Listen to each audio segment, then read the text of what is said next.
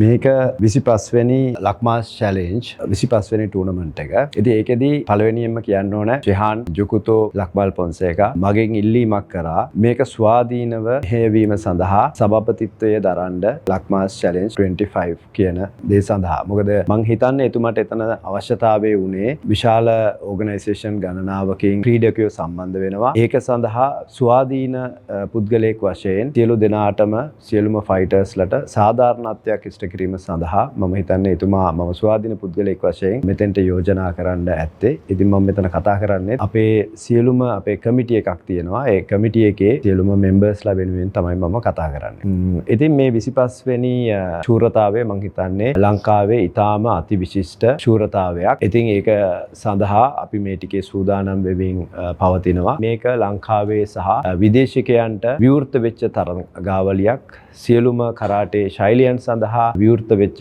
තරඟාවලියක්. ඉතින් අපි ආරාධනා කරනවා ඔබ සියලු දෙනාටම මාෂල් ආර්ට් නැත්නම් කරාටේ නැත්නම් වෙනත් මාෂල් ආර්ට් සඳහා යොමු වෙච්ච ඕනෑම ක්‍රීඩකයෙකුට මේකට සම්බන්ධ වෙන්න පුළුවන්. ඒ සඳහා ජුකුචෝ ලක්මල් පොන්සේකා හා සම්බන්ධ වෙන්න කියලා. ඉතින් මෙතනදී අපි කල්පනා කරපු දෙයක් තමයි මේ කරාටේ කියන එක මුදලින් මනින්න පුළුවන් දෙයක් නෙමෙයි. මේක ශාරීරික දෙයක්. අපේ විශේෂඥ වෛද්‍යතුමාත් ඒ ගැන බොහොම පැහැදිලිව සඳහන් කරා. නමුත් ක්‍රීඩකයන් මොටිවේට් කිරීම සඳහා ක්‍රීඩකයන් සඳහා මම යෝජනා කරා අපේ ජුකුචෝ ලක්මල් පොන්සේකාට මේ සඳහා මුදල් සහ විවිධ ත්‍යාග සහතිකපත් වලට අමතරව අපේ එන ක්‍රීඩකයන් සඳහා ලබා දෙන්න.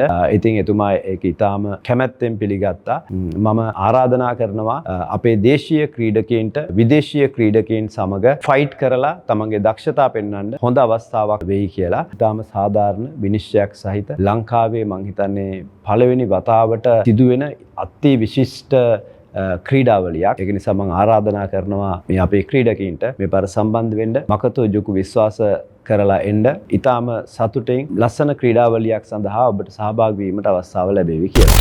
Lakmal Challenge 2025 International Karate Tournament.